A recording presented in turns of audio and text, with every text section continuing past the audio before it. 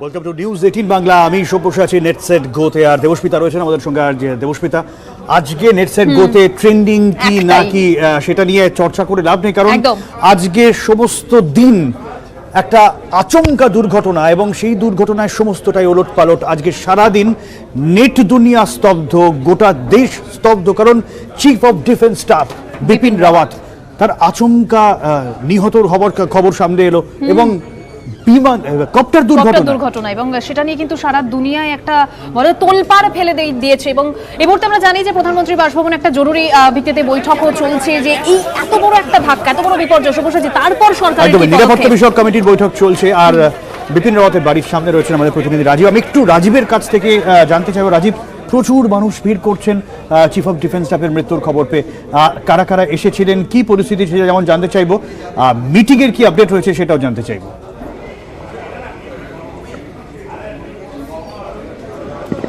দেখো, বৈঠক এখনো চলছে এবং এই বৈঠকের দিকে নজর আছে সবার। এই বৈঠকে প্রধানমন্ত্রী রয়েছেন, কেন্দ্রীয় স্বরাষ্ট্রমন্ত্রী অমিত শাহ রয়েছেন, প্রতিরক্ষামন্ত্রী রাজনাথ সিং রয়েছেন, অর্থমন্ত্রী নির্মলা সীতারামন রয়েছেন এবং বিদেশ মন্ত্রী এস জয়শঙ্কর রয়েছেন। এছাড়াও রয়েছেন দেশের নিরাপত্তা উপদেষ্টা অজিত দোভাল। পুরো যদি বিষয়টা দেখো, সকাল 9টায় বায়ুসেনার বিমানে বিপিন রাওয়াত এবং আর্মি অফিসাররা তারা এয়ারফোর্সের একটি বিশেষ বিমানে তারা কোয়েম্বাটুর পৌঁছন, এবং কোয়েম্বাটুরের সালুর থেকে তারা যাচ্ছিলেন ওয়েলিংটন, উটি ওয়েলিংটন এয়ারবেসে, এবং ঠিক মাঝ পথেই এই ঘটনাটা ঘটে। এই ঘটনা যখন ঘটে তখন যারা গ্রামবাসী তারা জানাচ্ছেন যে আকাশেই হেলিকপ্টারটি দুটুকরো হয়ে যায় এবং সেখানে আগুন লাগে এবং আগুন জ্বলতে দেখেন তারা, এবং সেখানে তারপরে পড়ে যায়। এবং যদি দেখো যে 14 জন ছিলেন তাদের মধ্যে 13 জনের মৃত্যু হয়, এবং 13 জনের মৃত্যু মর্মান্তিক মৃত্যু, প্রত্যেকেই জ্বলে গিয়েছেন, পুড়ে ছাই হয়ে গিয়েছেন। এমনটাই ঘটনা যে তাদের দেহ শনাক্ত করা পর্যন্ত যাচ্ছে না, ডিএনএ পরীক্ষার উপর নির্ভর করতে হবে। পুরো বিষয়টিতে কিন্তু কেন্দ্রীয় সরকার এবং সেনাবাহিনী অন্য নজরেও দেখছে। তারা মনে করা হচ্ছে, একদিকে যখন বলা হচ্ছে যে এটি দুর্ঘটনা, আবহাওয়ার বিরূপ ছিল, শুধু কি আবহাওয়া নাকি কোনো নাশকতা রয়েছে, এই দিকে নজর থাকছে, এবং সন্দেহ কিন্তু একেবারে উড়িয়ে দেওয়া যাচ্ছে না যে কোনো ঘটনা ঘটবে। এই যে তুমি বললে নাশকতা বা অন্তর্ঘাতের এই বিষয়টা, এই তথ্যটা যদি আমি ফোকাস করি, কারণ আবহাওয়ার খবর যা পাওয়া গেছে দেবস্মিতা, যথেষ্ট পরিষ্কার আকাশ, কোনো রকম কোনো সমস্যা ছিল না। অন্তর্ঘাতের বিষয়টা তুমি বললে, নাশকতার বিষয়টা বললে, এইটা নিয়ে কি জল্পনা রাজধানীর অলিন্দে?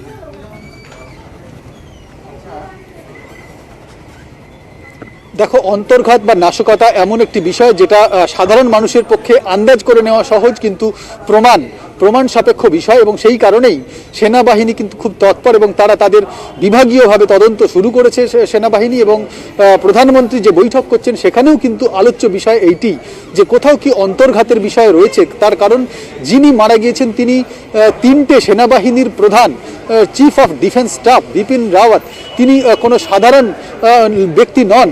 অতএব তার মৃত্যুর সঙ্গে খুব দেশের নিরাপত্তা, দেশের সুরক্ষার বিষয়টিও রয়েছে, যদিও এখনো পর্যন্ত অন্তর্ঘাত বা কোনো নাশকতার কিন্তু প্রমাণ বা কোনো খবর এসে পৌঁছয়নি। একেবারে রাজীব, অবশ্যই পরবর্তীতে তোমার সঙ্গে কথা হবে, কারণ শুভসাচী, মমতা বন্দ্যোপাধ্যায় মুখ্যমন্ত্রী, তিনিও কিন্তু একই প্রশ্ন করেছেন।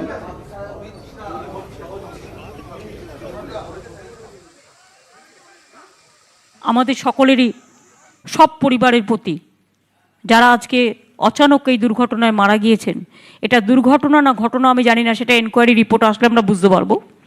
বাট ঘটনাটাকে আমরা সকলে মনে করি আমরা খুব শোকাহত, আমরা দুঃখিত, আমরা মর্মাহত।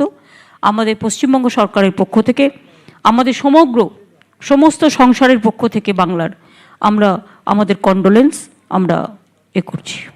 কংগ্রেস সাংসদ শশী থারুর তিনিও প্রশ্ন তুলেছেন যে অনেক প্রশ্নের উত্তর এখনো পর্যন্ত অধারা রয়েছে, দুর্ঘটনা নিয়ে এখনো পর্যন্ত সঠিক তথ্য সামনে আসেনি, গোটা বিষয়ের তদন্ত হওয়া দরকার। তিনি শ্রদ্ধা জ্ঞাপন করেছেন। নিঃসন্দেহে দেবস্মিতা, গোটা ঘটনায় যথেষ্টই দুঃখজনক। আর এই যে বিষয়টা, এই যে জল্পনা, যেরকম আমাদের প্রতিনিধি রাজীব বলছিল, একটু বিষয়টা নিয়ে কথা বলার চেষ্টা করবো। আমাদের assistant news editor Ayan Bhattacharya রয়েছেন এই মুহূর্তে আমাদের সঙ্গে। নিউজ রুমে অয়ন, যে বিষয়টা হচ্ছে, আমি একদম সাধারণ মানুষের প্রশ্ন করছি, চিফ অফ ডিফেন্স স্টাফ যিনি 3 বাহিনীর শীর্ষে রয়েছেন, তিনি যাচ্ছেন, তার কপ্টার আচমকা দুর্ঘটনাগ্রস্ত হলো, এটা সাধারণ মানুষকে এত সহজে মানতে পারবে? একেবারে আমি এই প্রশ্নটাই রেখেছিলাম প্রাক্তন কর্নেলের কাছে, রাজেন্দ্র ভাদুরী। তিনিও যদিও উড়িয়ে দিয়েছেন, তিনি বলছিলেন যে একেবারেই এটা দুর্ঘটনা, ত্রুটি, হেলিকপ্টারের ত্রুটির জন্য দুর্ঘটনা। কিন্তু কিছু প্রশ্ন তো ওঠেই সব্যসাচী, যে শুধুমাত্র চিফ অফ ডিফেন্স স্টাফ বলে নয়, যে হেলিকপ্টার ব্যবহার করা হচ্ছিল সেই হেলিকপ্টার অত্যাধুনিক প্রযুক্তির, কি করে হঠাৎ করে একটা দুর্ঘটনা হতে পারে বা নাশকতা কিনা, এই নিয়ে প্রশ্ন উঠছে এখান থেকেই। এবং নাশকতা কিনা এটা তো বড় প্রশ্ন হতেই পারে, কারণ ইতিমধ্যেই প্রধানমন্ত্রীর বাড়িতে যে সিকিউরিটি নিয়ে বৈঠক হচ্ছে, নিরাপত্তা নিয়ে বৈঠক হচ্ছে, সেখানেও এই নিয়ে আলোচনা হচ্ছে। কর্ণাটক, তামিলনাড়ু, এই সমস্ত রাজ্যের যে জঙ্গল, সেই জঙ্গলে আমরা জানি মাওবাদী অধ্যুষিত, মাওবাদী প্রভাবিত এলাকা। প্রশ্ন কোনখানে কিভাবে আসলে হেলিকপ্টার দুর্ঘটনা হলো, নাশকতা কিনা, এই সমস্ত দিক আমার মনে হয় নিরাপত্তার বিষয়ে সবটা ভেবে দেখা উচিত। শুধুমাত্র দুর্ঘটনা বললে পরে হবে না, যেটা শশী থারুর বা মমতা বন্দ্যোপাধ্যায় বলছেন, যে দুর্ঘটনা বলে সবটা যদি আমরা এড়িয়ে যাওয়ার চেষ্টা করি, তাহলে ভারতের মতো অর্থনৈতিক, সাংস্কৃতিক এবং সামরিক দিক থেকে অন্যতম শক্তিশালী দেশ, তার একজন 3 সেনা প্রধানের সর্বোচ্চ, তিনি মারা গেলেন, তিনি প্রয়াত হলেন, তিনি দুর্ঘটনায় এই হেলিকপ্টার ভেঙে পড়ায় মৃত্যু হলো। এটাই তো সব থেকে বড় প্রশ্ন, কিভাবে। একদমই। আর একটা বিষয়, যে বিষয়গুলো আমার মনে হয় আসা উচিত, কারণ তুমি দেখো চিফ অফ ডিফেন্স স্টাফ তিনি কিন্তু পাকিস্তান এবং চীন নিয়ে একেবারে অনমনীয়। তিনি প্রথম বলেছিলেন যে চীন আমাদের কাছে বড় থ্রেট হতে যাচ্ছে। মনে করে দেখো অয়ন, তিনি বলেছিলেন যে এ দেশের যে প্রোডাকশন, আমাদের আত্মনির্ভর ভারত, নরেন্দ্র মোদীর যে স্বপ্ন, তিনি চেয়েছিলেন প্রতিরক্ষা যে মন্ত্রক রয়েছে, প্রতিরক্ষার যে সরঞ্জাম রয়েছে, আত্মনির্ভর হোক। তাহলে অয়ন, এটাও তো হতে পারে যে পড়শি দেশের কারুর চক্ষু সলে উঠছিলেন, যারা আর্মস, যারা বিজনেসম্যান আছে তাদের চক্ষু সলে উঠছিলেন। আর একটা বিষয় অয়ন, নাগাল্যান্ডের ঘটনা ঘটে গেছে। এই মনে করে দেখো 2015 সালে মায়ানমারে সার্জিক্যাল স্ট্রাইক, তখন কিন্তু একেবারে সেনাপ্রধানের পরের স্তরেই ছিলেন বিপিন রাওয়াত। তিনি গোটা বিষয়টা জানতেন। তাদেরও তো মানে NSCN কে খাপলাং গোষ্ঠী, তাদেরও তো চক্ষুশূল। অবসরপ্রাপ্ত সেনাকর্তারা বারবার বলে আসছেন যে আজকে এই যে চিফ অফ ডিফেন্স স্টাফ যে পদটা ক্রিয়েট করা হয়েছিল, তাকে বসানো হয়েছিল প্রধানের দায়িত্বে বিপিন রাওয়াতকে। বিপিন রাওয়াত এই পদে বসে সেনাবাহিনীর অত্যাধুনিক করার চেষ্টা করেছিলেন, সেনাবাহিনীর পরিকাঠামো অন্যরকম করার চেষ্টা করেছিলেন, এবং তার সঙ্গে সঙ্গে তুমি যেটা বললে, বিদেশ নীতির ক্ষেত্রে চীন এবং পাকিস্তানের বিরুদ্ধে অনমনীয়। অর্থাৎ বাইরের শক্তির হাত আছে কিনা সেটাও খতিয়ে দেখা উচিত বলেই মনে করছেন। আমরা কথা বলেছিলাম ব্রিগেডিয়ার প্রবীর সান্যালের সঙ্গে, তিনিও কিন্তু সব্যসাচী তুমি যেটা বললে সেই প্রশ্নই তুলেছিলেন। একদম। এবং সেই জায়গায় দাঁড়িয়েই অত্যাধুনিক এই যুদ্ধ বিমান, অত্যাধুনিক মানে যথেষ্টই অত্যাধুনিক দেবস্মিতা, একেবারেই শুভসাচী, MI-17 V5 মানে V5 হচ্ছে লেটেস্ট ভার্সন। কিন্তু যদি একটু তুমি পেছনের দিকে যাও, তাহলে কিন্তু MI-17 এর দুর্ঘটনার ইতিহাস রয়েছে, কিন্তু তথ্য সেরকম বলছে। একদমই। কতটা উন্নত এই কপ্টার এবং তার দুর্ঘটনার ইতিহাস কি দেখবো।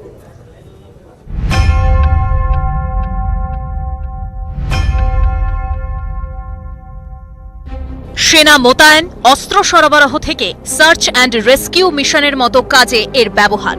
বিশ্বের অত্যাধুনিক ট্রান্সপোর্ট হেলিকপ্টারের মধ্যে MI-17 V5 একটা বড় নাম। কি ক্ষমতা এর? যে কোনো আবহাওয়ায় খাপ খাইয়ে নিতে পারে MI-17 V5। এমনকি মরু ঝড়েও উড়ে যেতে পারে এই কপ্টার। সার্চ লাইট, স্লাইডিং দরজা, প্যারাশুট সিস্টেম রয়েছে MI-17 V5-এ। জরুরি ভিত্তিতে জলে ভাসার ক্ষমতা রয়েছে এই কপ্টারে। সর্বোচ্চ 13,000 কেজির ওজন নিয়ে উঠতে পারে MI-17 V5। MI-17 V5 নিয়ে যেতে পারে সর্বোচ্চ 36 জন অস্ত্রধারী জওয়ান। অটো পাইলট সিস্টেম থেকে নাইট ভিশন সব আছে এতে। মিসাইল, রকেট, মেশিন গান থেকে সাবমেরিন গান আছে কপ্টারে। এই হেলিকপ্টার বুলেট প্রুফ, সহজে হার মানে না। তেলের ট্যাঙ্কার ঢাকা পলিইউরোথিন ফোমে। পলিইউরোথিনের জন্য বিস্ফোরণ ঘটানোও সহজ নয়। 6000 মিটার উচ্চতা পর্যন্ত উঠতে পারে এই কপ্টার। এত অত্যাধুনিক কপ্টার ভাঙল কিভাবে?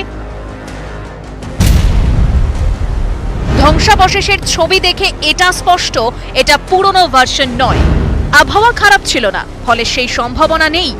বাকি রইল পাইলটের ত্রুটি নাকি যান্ত্রিক ত্রুটি। খবর, এয়ারফোর্সের পাইলটের হাতে ছিল এই কপ্টারের দায়িত্ব, ফলে তার যোগ্যতা নিয়ে প্রশ্ন তোলা কতটা যুক্তিসঙ্গত তা নিয়ে প্রশ্ন উঠতে পারে। বাকি থাকলো যান্ত্রিক ত্রুটি। MI-17 সিরিজের লেটেস্ট ভার্সন V5 লেটেস্ট মডেলের দুর্ঘটনা নিয়ে প্রশ্ন থাকতে পারে, কিন্তু MI-17 এর দুর্ঘটনার ইতিহাস যে নেই তা নয়। তথ্য বলছে 27 ফেব্রুয়ারি 2019 জম্মু কাশ্মীরের বুদগামে ভেঙে পড়ে একটি MI-17 হেলিকপ্টার। কপ্টারে থাকা 6 জনের পাশাপাশি একজন সাধারণ মানুষের মৃত্যু হয়েছিল। 2018 তেসরা এপ্রিল কেদারনাথে পরিবহনকারী এক MI-17 হেলিকপ্টার ভেঙে পড়ে। সেবারের দুর্ঘটনায় কেউ মারা যাননি। 2017 6 অক্টোবর অরুণাচল প্রদেশে ভেঙে পড়ে MI-17 V5, ঘটনায় মারা যান 7 জন। 2013 25 জুন উত্তরাখণ্ডের বন্যা বিধ্বস্ত এলাকায় ভেঙে পড়ে MI-17 V5। এলাকায় উদ্ধার কাজ চালানোর সময় ভেঙে পড়ে হেলিকপ্টারটি। চপারে থাকা 20 জনের কোনো খোঁজ মেলেনি। 2012 11 জুলাই গিলগিট বালুচিস্তানে ভেঙে পড়ে পাক সেনার কপ্টার, ঘটনায় মারা যান 5 জন। 2012 30 আগস্ট গুজরাটের জামনগরে মুখোমুখি সংঘর্ষ হয় দুটো MI-17 এর। 2021 অগস্টে মেক্সিকান নেভির MI-17 ওড়ার কিছুক্ষণ পরেই ভেঙে পড়ে, মারা যান ইস্টার্ন মেক্সিকোর ভেরাক্রুজের ইন্টেরিয়ার মিনিস্টার। 2009 সালে হেরাটে ভেঙে পড়ে আফগান এয়ারফোর্সের MI-17, 13 জন মারা যান মেজর জেনারেল ফজল আহমেদ সায়ার। আফগানিস্তানের 4 জন রিজিওনাল কমান্ডারের মধ্যে একজন ছিলেন তিনি। 2015 সালে পাকিস্তানে ক্র্যাশ করে MI-17, মারা যান নরওয়ে আর ফিলিপিন্সের রাষ্ট্রদূত। মালয়েশিয়া ও ইন্দোনেশিয়ার রাষ্ট্রদূতের স্ত্রীদেরও মৃত্যু হয়, আহত হন পোল্যান্ড আর ডেনমার্কের রাষ্ট্রদূত। 2018 সালে বাংলাদেশে ক্র্যাশ করে MI-17, কপ্টারে কুয়েত সেনার চিফ অফ স্টাফ ও নৌসেনার কমান্ডার ছিলেন, যদিও সেবার তাদেরকে উদ্ধার করা সম্ভব হয়েছিল। তাহলে কি এবারও যান্ত্রিক ত্রুটি, নাকি টার্গেট ছিলেন চিফ অফ ডিফেন্স স্টাফ? পেছনে রয়েছে নাশকতার ছক। নিউজ 18 বাংলা।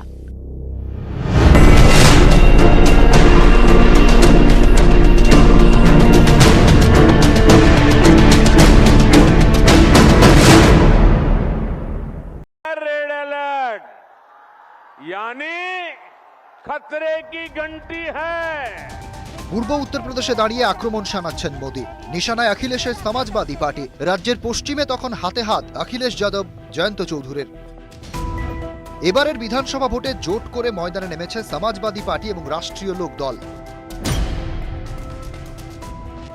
ये झूठ का फूल लगातार झूठ बोल रहा है। लोग बदलाव चाहते हैं। यहाँ का किसान भारतीय जनता पार्टी का सफाया चाहता। অনেকে বলেন দিল্লির মসনদের রাস্তা লখনৌ হয়ে যায়। 24-এর ফাইনালে জয় নিশ্চিত করতে তাই উত্তরপ্রদেশ দখলে রাখতে মরিয়া গেরুয়া শিবির। টক্কর দিতে তৈরি বিরোধীরাও। ধর্ম আর জাতপাতের জটিল অঙ্ক পেরিয়ে শেষ হাসি কে হাসেন তা জানতে অপেক্ষা করতে হবে আগামী বছর পর্যন্ত। নিউজ 18 বাংলা। কৃষকদের জন্য ক্ষতিপূরণের দাবি থেকে 12 সাংসদের সাসপেনশন। জোড়া ইস্যুতে মোদী সরকারের উপর চাপ বাড়াচ্ছে বিরোধীরা। সুর চড়াচ্ছে সংসদের ভিতরে বাইরে। সরব রাহুল গান্ধীও। নিশানায় মোদী সরকার, সংসদের ভেতরে বাইরে সুর ক্রমেই চড়াচ্ছে বিরোধীরা। প্রবল চাপের মুখে 3টি কৃষি আইন ইতিমধ্যেই প্রত্যাহার করেছে কেন্দ্র। দুঃখ প্রকাশ করেছেন খোদ প্রধানমন্ত্রী। এই পরিস্থিতিতে মঙ্গলবার মোদী সরকারের ওপর চাপ আরও বাড়ানোর চেষ্টা করল কংগ্রেস। লোকসভায় মুলতবি প্রস্তাব পেশ করলেন রাহুল গান্ধী। দাবি করলেন শুধু ক্ষমা প্রকাশ করলে হবে না, দিতে হবে ক্ষতিপূরণ। जो प्रधानमंत्री ने माफी मांगी है और जो आपकी सरकार कह रही है कि ये कोई भी किसान शहीद नहीं हुआ है या उनके नाम आपके पास नहीं है, तो ये नाम यहाँ है। उनका हक पूरा होना चाहिए और उनको कॉम्पेंसेशन और रोजगार मिलना चाहिए। সংসদের ভেতরে কৃষি আইন, বাইরে সাসপেনশন ইস্যু। রাজ্যসভার 12 জন বিরোধী সাংসদের সাসপেনশনের প্রতিবাদে এদিনও সুর চড়ান বিরোধীরা। अगर किसी वजह से हटधर्मी करते हैं तो हमको मजबूरन वहां पर जो बैठे हुए लोग हैं उनके सपोर्ट में एक दिन धरना करेंगे। लोकसभा के सदस्यों को भी अपील किए हैं कि उस धरना में शामिल हो। চাপ বাড়াচ্ছে বিরোধীরা। অবস্থানে অনড় সরকার পক্ষ। अगर आज भी वो एक्सप्रेस करते हैं कि हम माफी मांगते हैं, अंदर आके माफी मांगते हैं, हम सस्पेंशन विथड्रॉ करने के लिए तैयार हैं। বিরোধীরা অবশ্য প্রতিবাদে অনড়। বুধবার সংসদ ভবনে গান্ধী মূর্তির সামনে বিক্ষোভ দেখাবেন রাজ্যসভার বিরোধী সাংসদরা। নিউজ 18 বাংলা। পাড়ায় পাড়ায় লড়াই, ময়দানে প্রার্থীরা আর ওয়ার রুমে তাঁদেরই পরিজনরা।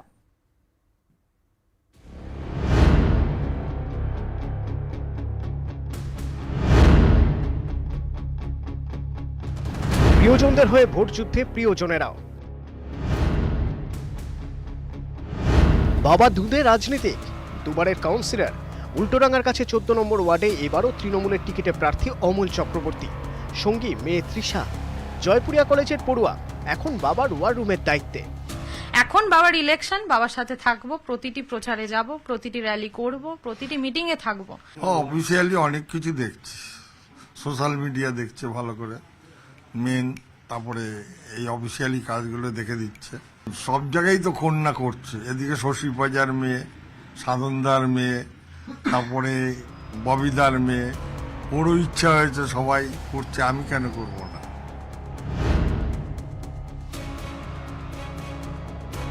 স্বামী 4 বারের কাউন্সিলর, এবারও হাত চিহ্নে ভোট ময়দানে। 45 নম্বর ওয়ার্ডের কংগ্রেস প্রার্থী সন্তোষ পাঠকের সঙ্গে পুরো যুদ্ধে পুরো ভাগে তার স্ত্রীও। আমি সামাল দিচ্ছি, যত পারি দিই, সবসময় দাদা কাছ সঙ্গেই আছি আমি। না পুরো, শুধু মানে পুরো জীবনেই ফুল সাপোর্ট। হ্যাঁ, পরেশদা একটা কথা বলতো, অল সাপোর্ট, পুরোই সাপোর্ট আমার। টালিগঞ্জের 95 নম্বর ওয়ার্ড, সিপিআইএম প্রার্থী অন্বেষা ভৌমিকের বাবা অবসরপ্রাপ্ত সরকারি কর্মী, দীর্ঘদিন বাম আন্দোলনে যুক্ত। মেয়ে রেড ভলান্টিয়ার, এবারই প্রথম ভোটের ময়দানে। পাশে বাবা, মেয়ের ফ্রেন্ড, ফিলোসফার অ্যান্ড গাইড। এখানে আমি মেয়েকে এই শিক্ষাটা দিয়েছি যে মানুষের কাছে গিয়ে শুধু ভোট চাইবে না, মানুষকে সব ব্যাপারটা বুঝিয়ে বলবে, সিদ্ধান্ত নেওয়ার অধিকারটা, তুমি তার উপর কোনো সিদ্ধান্ত চাপিয়ে দেবে না। বাবা সামগ্রিক এই বিষয়গুলো নিয়ে, তত্ত্বগত বিষয়গুলো নিয়ে, এবং মা আরেকটা বড় ইস্যু যেটা শরীর, সেটাকে কি করে শরীর সুস্থ রাখতে হবে, সেই বিষয়গুলো সবটাই মা দেখছে। নিজের সংঘের সদস্য, স্ত্রী প্রথমবার ভোটের ময়দানে। রাসবিহারীতে 84 নম্বর ওয়ার্ডের বিজেপি প্রার্থী তমসা চট্টোপাধ্যায়ের ইলেকশন এজেন্ট স্বামী শুভজিৎ। স্ত্রী ব্যস্ত প্রচারে, স্বামী ব্যস্ত হিসেব নিকেশে। উনি আমার চলার পথের অনুপ্রেরণা, আমি ওনার চলার পথের অনুপ্রেরণা কিনা সেটা উনি আপনাকে বলবেন, কিন্তু আমরা দুজনেই দুজনের মতো করে মানুষের জন্য কাজ করতে চাইছি। উনি আমার ইলেকশন এজেন্ট, তো বাকি দায়িত্ব আমার ছায়া হিসেবে।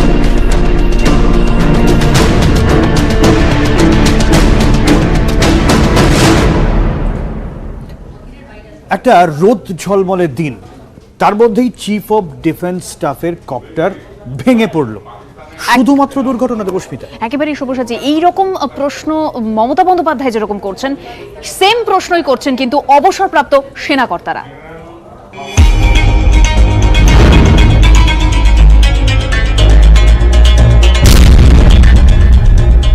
নীলগিরির গায়ে আছড়ে পড়ল চিফ অফ স্টাফ বিপিন রাওয়াতের কপ্টার।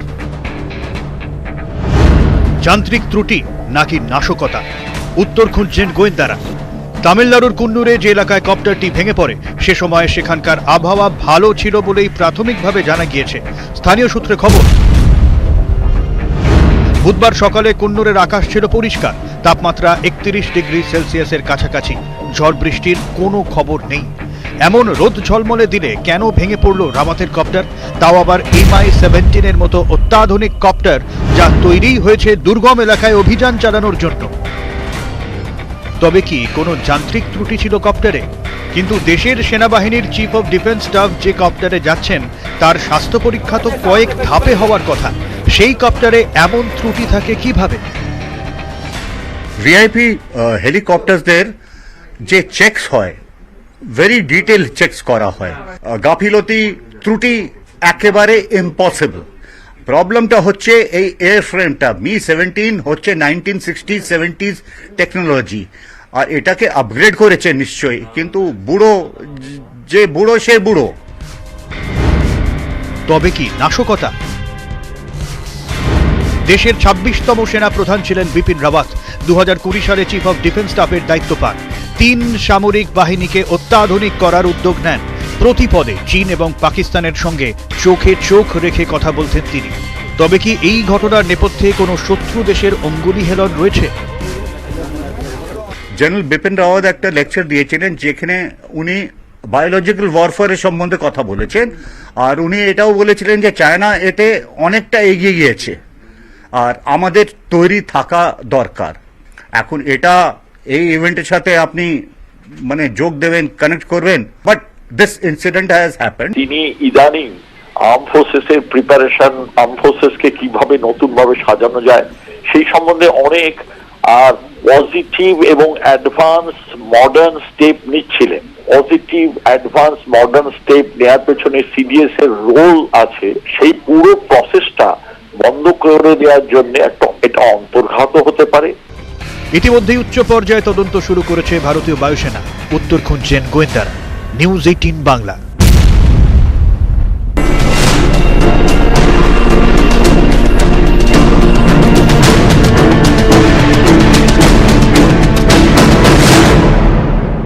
যা দায়িত্ব সেটা উনি পালন করছেন।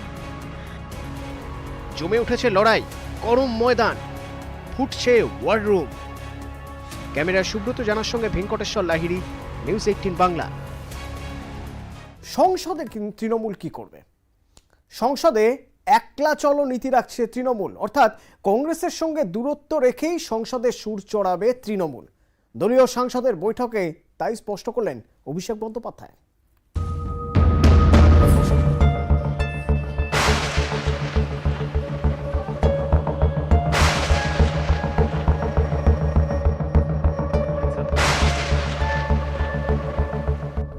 কংগ্রেস ডিপ ফ্রিজে চলে গেছে বলছে তৃণমূল।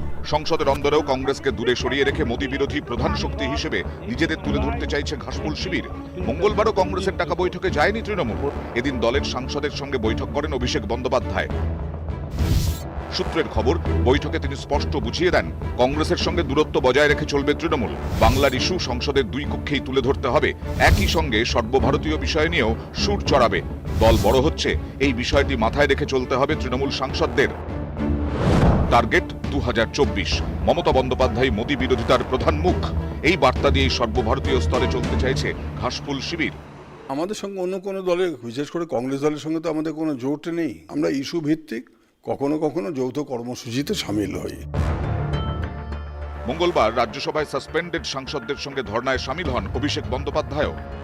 অপোজিশন এমপিরা সাধারণ মানুষের দাবি দাওয়া নিয়ে যদি সরব হয় তাদের সাসপেন্ড করে দেওয়া হচ্ছে, গায়ের জোরে সংসদ চালানো হচ্ছে। এই দ্বিচারিতা তো চলতে পারে না। তারা ফ্লোরে দাঁড়িয়ে গালাগালি দিচ্ছে, অশ্রাব্য ভাষা, অশ্লীল ভাষা, অসমীচীন ভাষা। সাংসদদের শৃঙ্খলাতেও বাড়তি নজর তৃণমূলের। মঙ্গলবারের বৈঠকে ছিলেন না 4 সাংসদ, নুসরাত জাহান, মিমি চক্রবর্তী, শিশির অধিকারী এবং দিব্যেন্দু অধিকারী। সূত্রের খবরের মধ্যে শিশির এবং দিব্যেন্দু দলে আছেন বলেই মনে করে না তৃণমূল নেতৃত্ব। মিমি, নুসরাতকে শোকজের সিদ্ধান্ত নেওয়া হয়েছে। নিউজ 18 বাংলা।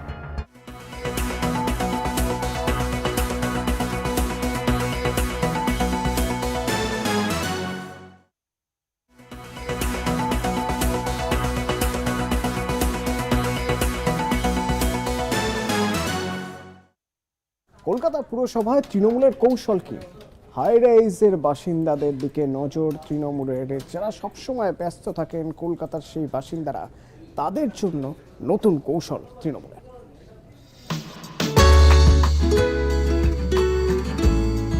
কলকাতা এখানে আকাশ ছোঁয়া। রাস্তার ধুলো বালি জলকলের ছোঁয়াচ থেকে অনেক দূরে থাকা বহুতলের সাজানো ফ্ল্যাটে ভোটের ইস্যুও আলাদা। পুরসভা নির্বাচনে বিচ্ছিন্ন দ্বীপের মতো ফ্ল্যাট বাড়ির ভোটের দিকে বিশেষ নজর তৃণমূলের। ভবানীপুর, রাসবিহারী, বালিগঞ্জের মতো এলাকাগুলিতে প্রচুর বহুতল। অভিজাত বহুতলের বাসিন্দাদের ভোট দানের হার কম। বহুতলের বাসিন্দারা উচ্চবিত্ত, অনেকেই অবাঙালি। সরকারি প্রকল্প অনুদানের উপর বহুতলের বাসিন্দারা নির্ভরশীল নন।